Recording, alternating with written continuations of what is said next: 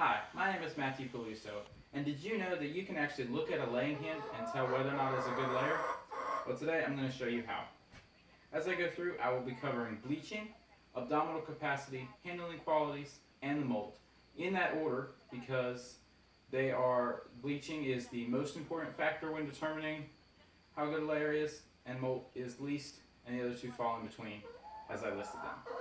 When we're talking about bleaching, we're looking at the coloration on the chicken's beak, eye ring, earlobe, feet, toes, shanks,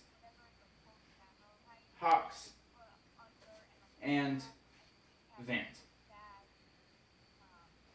So the more yellow and bright colored those parts are, starting in order of importance with the vent, moving up to the top of the head, back down through the bottom of the chicken, the more yellow, the less pigment loss has been used in the chicken, which means less color put into egg yolks, therefore lower egg production. So more bleaching, which means whiter parts, will mean that the chicken has been laying more eggs than a chicken with more yellow on it. Next up, we have the abdominal capacity. The abdominal capacity is the space between the pubic bone, which is this bone that runs right here up the breast of the chicken, and the keel bones, which are two small bones back here. In this one, it happens to be 2 fingers by about 1 finger, which is a relatively small abdominal capacity, but the bigger that is, the more eggs and the larger the eggs that the chicken produces. So if it has a larger abdominal capacity, it is a better laying chicken.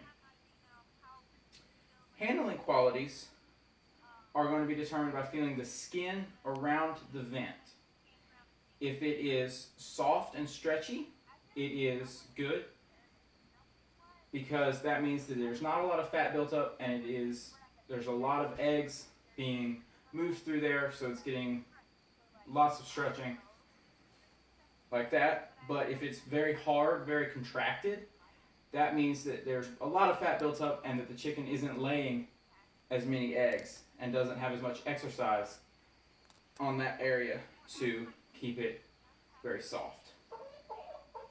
The molt, which is the least important of the factors but still can be used to determine whether or not a laying hen is good or not, is going to be determined by looking at this wing, or at the wings, to look at how many feathers. So right here in the middle, you'll see a short feather known as the axle feather. On the wingtip, there should be 10 long feathers out here on a healthy laying bird. If the bird is molting or a young bird just getting ready to get started, those feathers are still growing in.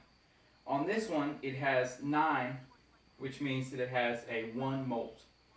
More molt means it has been molting longer and is not laying as many eggs as it does when there is a full 10 or less number of feathers missing.